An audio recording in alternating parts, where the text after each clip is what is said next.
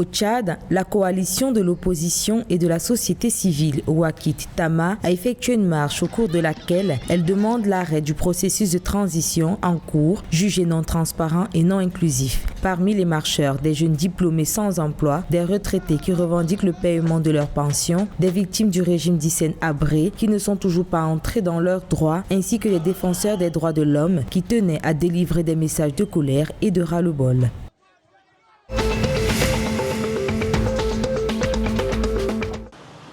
Après les accords de 2019, les chefs d'État de la Centrafrique et du Rwanda ont paraphé 4 nouveaux accords en faveur du service économique. Il s'agit d'un accord d'exploration en vue de l'exploitation minière, d'un protocole sur le développement du transport, d'un protocole d'entente relatif à l'appui, à la mise en œuvre de la stratégie nationale de la réforme du secteur de sécurité dans le domaine de la défense en République centrafricaine et d'un protocole d'entente pour une coopération dans le domaine de la planification économique.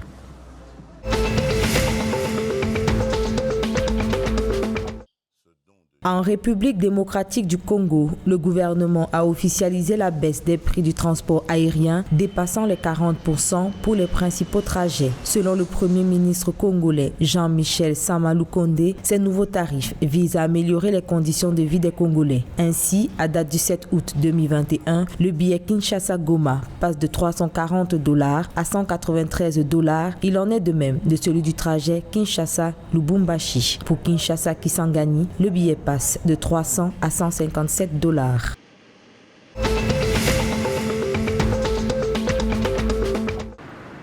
Au Cameroun, selon une note de la Caisse nationale de prévoyance sociale, toute personne qui souhaite bénéficier d'un passeport doit s'assurer d'avoir réglé ses cotisations sociales. Cette démarche vise à limiter les désagréments que pourrait causer la stricte application des nouvelles mesures de refus de délivrance ou de retrait du passeport. Si on se réfère à l'article 7 du décret présidentiel du 17 juin 2021 fixant ses conditions d'établissement, le passeport est refusé au débiteur du Trésor public s'il fait l'objet d'une réquisition des ministres en charge des Finances, du Travail et de la Sécurité sociale. Ce document peut aussi être retiré aux débiteurs des cotisations sociales, les créances de la Caisse nationale de prévoyance sociale bénéficiant du privilège de trésor.